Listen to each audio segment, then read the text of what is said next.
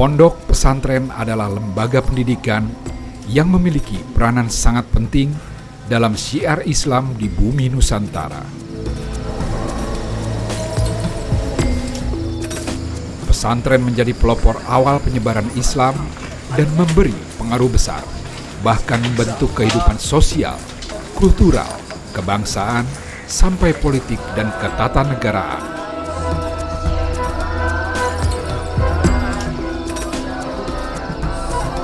Posisi strategis ini telah mewujud sejak ratusan tahun yang lalu, melewati zaman demi zaman. Semenjak masa kerajaan, kolonialisme Hindia Belanda, sampai perjuangan kemerdekaan dan revolusi, juga di masa modern ini.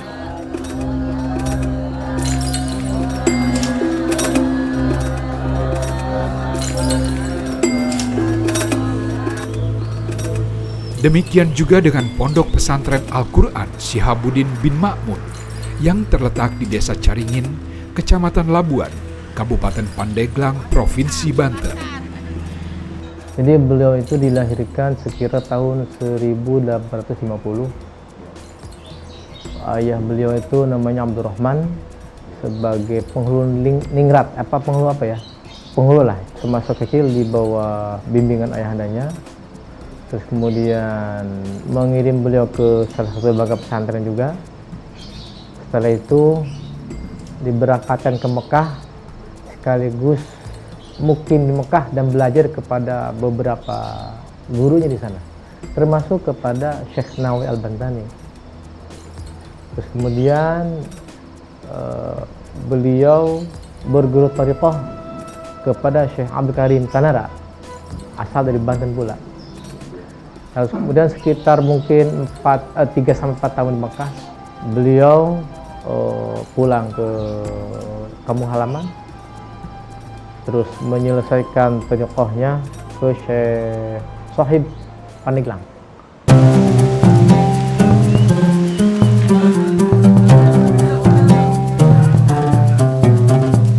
Dalam kehidupan masyarakat tradisional, ilafat dan karomah yang dimiliki seorang tokoh menjadi salah satu penentu berkembangnya kehidupan beragama. Demikian juga dengan pendahulu pondok pesantren, memiliki runutan sejarah yang terentang sejak pertengahan abad 19. Jadi beliau sebelum Krakatau meletus mendapatkan ilafat, terus kemudian mengajak keluarga, mengajak masyarakat sekitar Caringin dan sekitarnya untuk mengungsi ke dataran yang lebih tinggi. Kemudian terjadilah peristiwa Krakatau meletus 1883. Setelah itu beberapa minggu kemudian atau mungkin beberapa bulan pulang lagi ke kampung halaman, kemudian membangun rumahnya kembali, warga yang lainnya pun sama. Setelah itu beliau membangun masjid yang di depan masjidnya. Kemudian sampai dengan akhir hayatnya beliau meninggal 1937.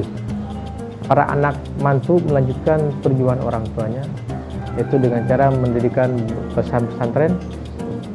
Jadi dulu itu sebelum merdeka tuh banyak pesantren yang didirikan oleh anak mantunya.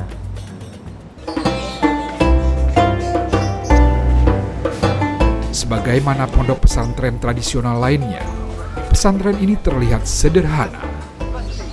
Meski demikian, pesantren ini memiliki runutan sejarah yang terentang sejak sebelum kemerdekaan ini.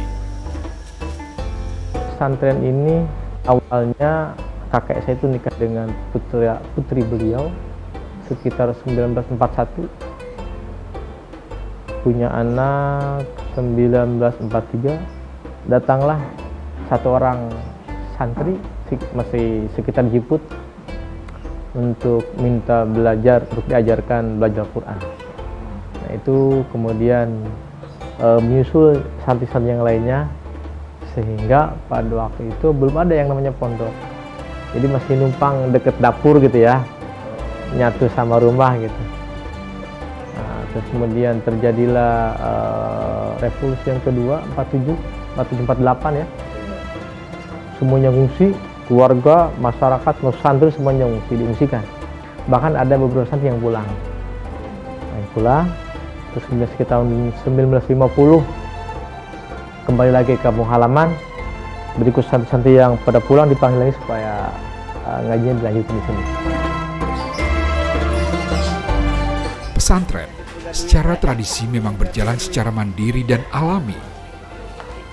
Santri mula-mula datang menumpang di rumah kiai, sampai kemudian mendirikan gubuk dan pondok yang biasanya disebut sebagai kobong semacam ini.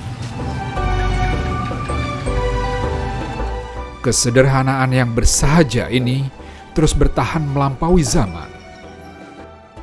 Sebagai wujud nyata kehidupan santri yang zuhud dan menjauhi godaan dunia.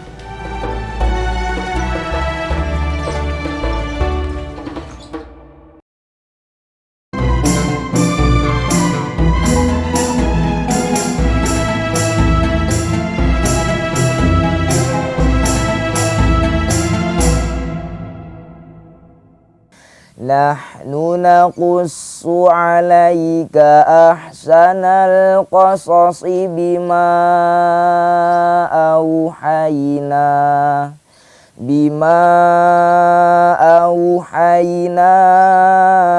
ilaika hadzal Qur'an.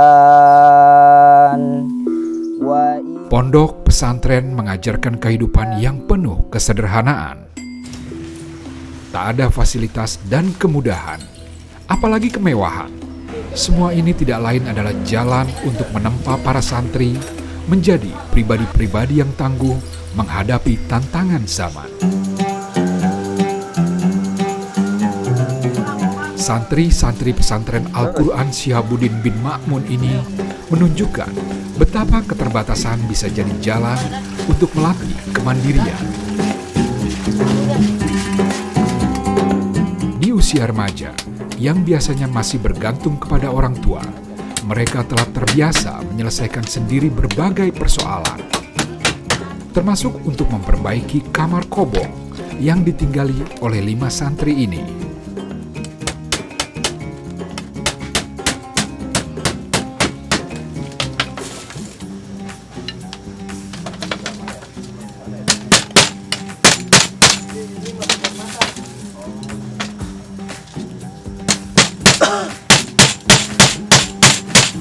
Ini kenapa lagi ngapain si mantri? Mau benerin kobong Pak, pada bocor-bocor. Itu bolong-bolong kenapa tuh? Tuh makan tikus sekali. Tikus ya. Iya. Jadi satu kamar itu 5 orang, paling iuran 10.000. Memang kalau benerin gini habis berapa biasanya? 50.000. Di sini sudah berapa tahun sih? 2 tahun Pak. Oh, 2 tahun.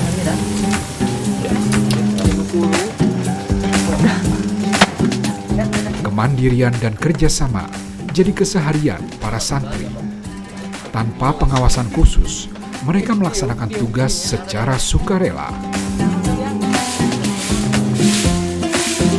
Semangat gotong royong dan bekerja sama ini jadi pendidikan penting ketika kelak mereka hidup di tengah masyarakat.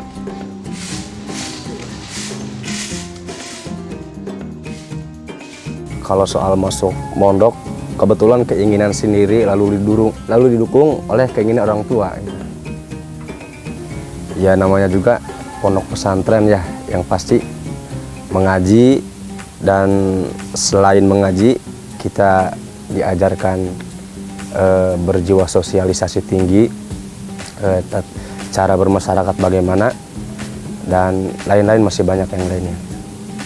Menurut saya di pondok itu merupakan tempat yang efektif ya buat belajar, tidak seperti di sekolah hanya 8 jam gitu. Selain itu juga, selain mengaji juga kita bisa berhadapan langsung dengan guru, langsung dibimbing dengan guru, maksudnya dalam tempo yang lama. Di pondok itu nggak ada batas waktu buat membimbing itu.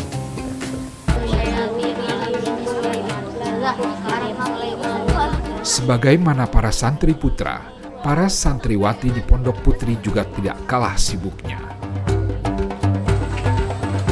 Selepas menyelesaikan tugas pokok untuk belajar dan mengaji, kini mereka bersiap untuk memulai tugas tambahan. Para santriwati ini secara bergiliran bekerja di dapur untuk menyiapkan makanan berbuka. Semua tugas ini mereka kerjakan dengan gembira, terutama karena kesadaran bahwa semua ini tidak lain adalah untuk memenuhi kebutuhan mereka sendiri.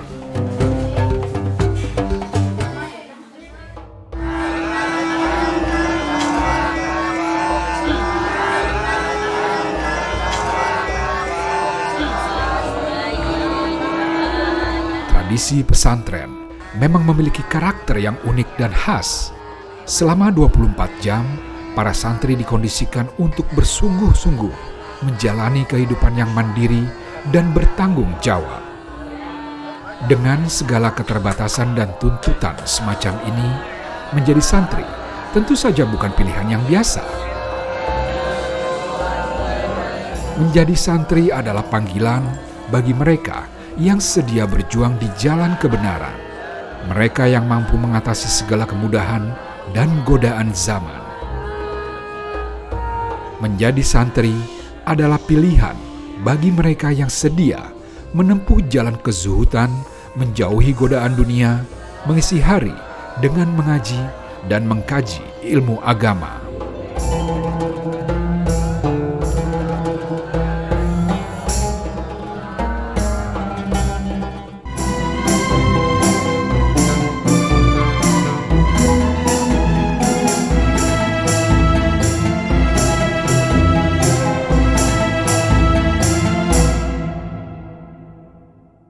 Allahu Akbar, Allahu Akbar, Allahu Akbar,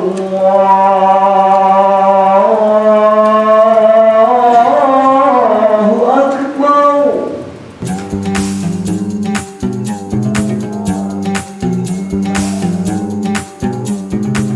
Kawasan Pandeglang adalah salah satu pusat penyebaran Islam di Provinsi Banten sejak zaman dahulu. Pondok pesantren dan lembaga pendidikan Islam tumbuh dan berkembang secara berkesinambungan.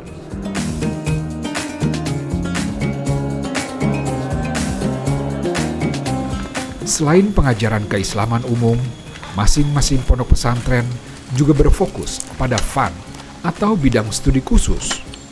A'udzu billahi minasyaitonir rajim. Pesantren Al-Quran Syihabuddin bin Ma'mun ini secara khusus memiliki spesialisasi di bidang ilmu tajwid Al-Quran. Wadduha Wadduha wallaili idza saja ma wadda'aka rabbuka wa ma qala. Di sini nama pesantrennya Pesantren Al-Quran Syihabuddin bin Ma'mun. Kenapa Pesantren Al-Quran Syihabuddin bin Ma'mun? Karena di sini hanya dikhususkan untuk belajar membaca Al-Quran dengan baik dan benar berdasarkan ilmu tajwidnya. Karena pada waktu itu banyak di luar pesantren ini yang fokus di kitab kuning semuanya. Nah, jadi kita ingin mewarnai khusus di Qurannya. Jadi dulu itu saling, ketika santri di sini yang belajar kitab kuning, silakan tinggal pilih kiai yang mana, pesantren yang mana yang didatangi ini belajar.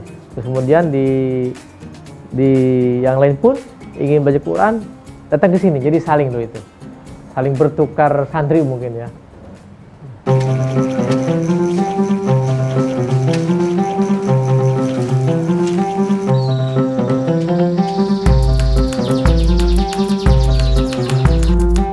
Pengembaraan dari satu guru ke guru berikutnya, dari pesantren yang satu ke pesantren yang lainnya, memang jadi salah satu tradisi para santri.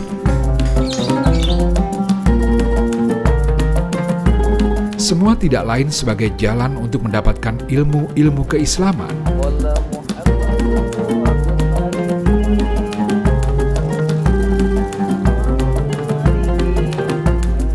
Sebelum kemudian para santri memulai perjuangan berikutnya, menjadi pembimbing umat atau imam bagi diri sendiri, keluarga, dan masyarakat. Assalamualaikum. Kabar Pak? Ya. Gimana sehat? Alhamdulillah. Mana kabar Santos? Alhamdulillah sehat. Semua disaringin ya sehat. Iya, alhamdulillah. Makasih banyak ini. Sama-sama. Mangga sok ditunggu ke sana Iya. sama santri di Romo. Iya, iya Pak. Terima kasih. Assalamualaikum.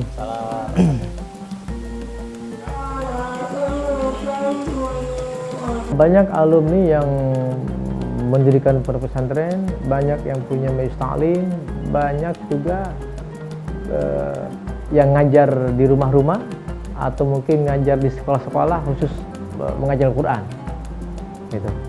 Terus kemudian ada juga beberapa santri yang masih nyantren di sini mengajar di satu lembaga pendidikan di setingkat MTS, tapi diboardingkan.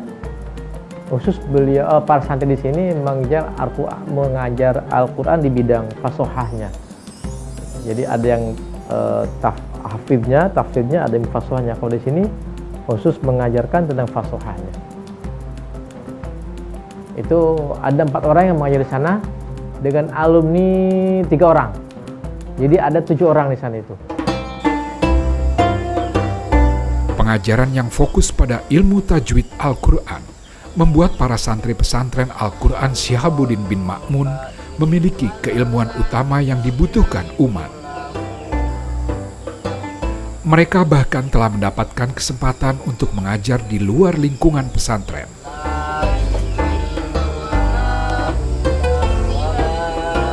Seperti yang dilakukan oleh Teguh dan Rohim. Selama beberapa pekan, mereka mendapat giliran menjadi pengajar yang diperbantukan di Tahfiz Al-Quran Matla'ul Anwar. Dalam pengembangan pondok pesantren perlu ada kerjasama. Ya, perlu ada kerjasama. Kita tidak bisa membangun sendiri, tapi kita kerjasama, kita datangi beberapa pondok pesantren. Salah satunya adalah pondok pesantren Al-Quran di Caringin, di mana pondok pesantren tersebut cukup terkenal dengan fasahatnya, dengan kefasihan membaca Al-Qurannya. Para ustadz kami yang didatangkan dari pondok pesantren itu diharapkan dapat mengembangkan kefasihan makhrajnya ya, dalam membaca Al-Quran.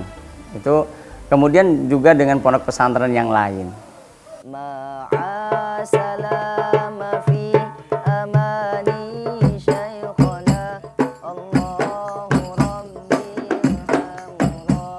Memuliakan Al-Quran, menebar kebaikan. Demikianlah jalan hidup menjadi santri.